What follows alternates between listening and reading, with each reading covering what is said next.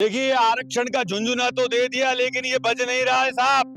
बज इसलिए नहीं रहा है कि जिस प्रकार से और वर्गों को आरक्षण दिया गया है, उस प्रकार हमें आरक्षण का पूरा लाभ नहीं मिल रहा। ना तो हमारे बच्चों को छात्रवृत्ति मिल रही है, ना आयु में उस बराबर की छूट मिल रही है। साथ कितनी बड़ी विडंबना है कि जहां जनप्रतिनिधि के चुनाव होते हैं, उन चुनाव में और वर्गों को तो आरक्षण का लाभ मिल रहा है, परंतु ईडब्ल्यूएस वर्ग को आरक्षण का लाभ मिल नहीं रहा। जब समानता का अधिकार सबको भारत देश में दिया गया है, तो ईडब्ल्यूएस वर्ग में ऐसे वंचित और शोषित वर्ग जो कि गरीब रहने के कारण सुविधाओं से दूर रह रहे हैं, हम चाहते हैं कि उनके साथ भी न्याय हो। राजस्थान में 6 सीटों पर उपचुनाव होने वाले हैं।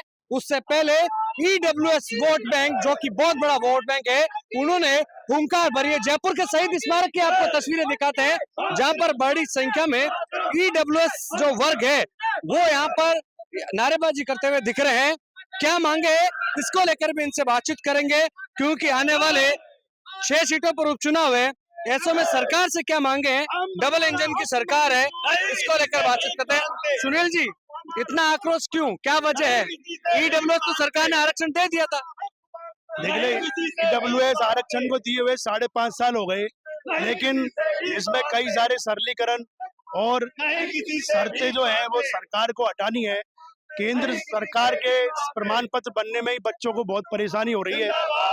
आयु सीमा छूट और भूमि भवन की शर्त, ये केंद्र सरकार को हटानी चाहिए। राजस्थान सरकार ने भी हटाई है और इसी की मांग को लेकर के हम आज ये सांकेतिक धरना दे रहे हैं। और राजनीतिक प्रतिनिधित्व के लिए भी 10% सीटों पर ईडब्ल्यूएस को पंचायत चुनाव और नगर निकाय चुनावों में आरक्षण दिया जाए, जैसे कि एसटी, एससी, ओबीसी को दिया जाता है। जब मोदी जी कहते हैं कि गरीब को आगे लाइए, तो आर्थिक रूप से कमजोर व्यक्ति को राजनीतिक प्रतिनिधित्व भी दिया जाए, जिससे वो आगे बढ़े और स्वच्छ प्रशासन और देश की बागडोर संभाले। 2019 में केंद्र सरकार ने ईडब्ल्यूएस आरक्षण दे दिया, फिर लगातार संशोधन की मांग उठती आई। राजस्थान में भाजपा की सरकार बन गई, मांग जस की तस है। देखिए, आरक्षण का झुंझुना तो दे दिया, लेकिन ये बज नहीं रहा है साहब। बज इसलिए नहीं रहा है कि जिस प्रकार से और वर्गों को आरक्षण दिया गया है, उस प्रकार हमें आरक्षण का पूरा लाभ नहीं मिल रहा।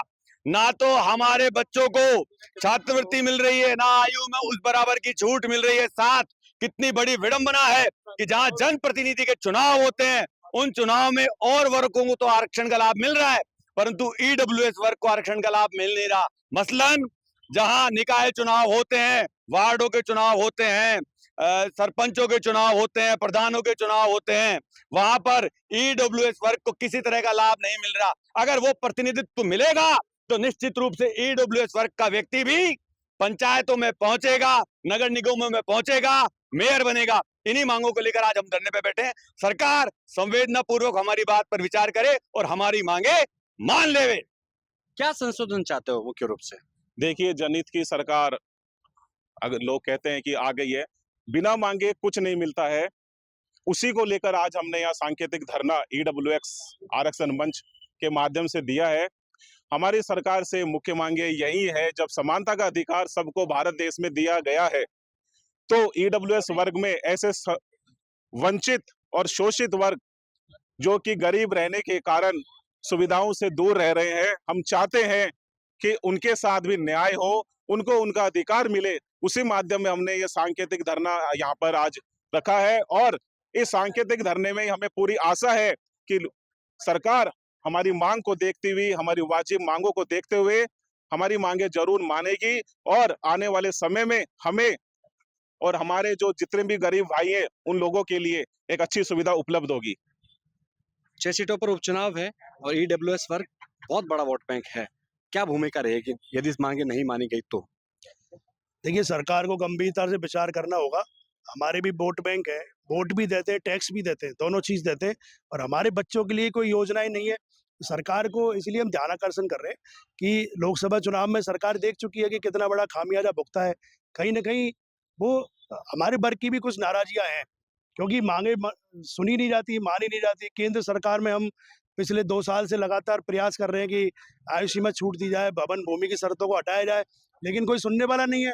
तो नहीं सुनेंगे तो लोग क्या करेंगे? घरों से वोट देने नहीं निकलेंगे। उसका खामियाजा सीधा सीधा बीजेपी को ही झेलना होता है, ये बीजेपी को पता है। सरकार हल्के में क्यों ले रही है इतनी? सर सरकार की ये गलती है कि वो हमको हल्के में ले रही है। सरकार का ये मानना है कि सवर्ण जाति हल्ला नहीं करती, चिल्लाती नहीं है, एकजुट नहीं होती। उनको ये पता नहीं है कि हम हमारी समझदारी दिखा रहे हैं और समझदार व्यक्ति का यही नेतृत्व होता है कि वो शांति से अपनी बात बोले। हम अगर शांति से अपनी बात बोल रहे हैं, अपनी बात मनवाने के लिए कह रहे हैं, लेकिन वो सुन नहीं पा रही है, इसलिए आज हमको ये धरना देना पड़ा है। कल हम इसको और भी आगे बढ़ाएंगे और ये इतना मसाल हो जाएगी, ये इतनी बड़ी मसाल हो जाएगी कि सरकार को भारी पड़ेगा। सरकार या तो शांति से हमारी बात सुन ले और जो ईडब्ल्यूएस में जितनी भी खामियां हैं उनको दूर करे। देखिए, ईडब्ल्यूएस में जितने भी खामियां हैं उनको दूर करने की मांग को लेकर ये हल्ला बोल है। यदि सरकार नहीं मानती है तो आने वाले उपचुनाव में कहीं ना कहीं खामियाजा भुगतना पड़ सकता है। कैमरा सहयोगी मनोज के साथ विशाल शर्मा, जयपुर, राजस्थान तक।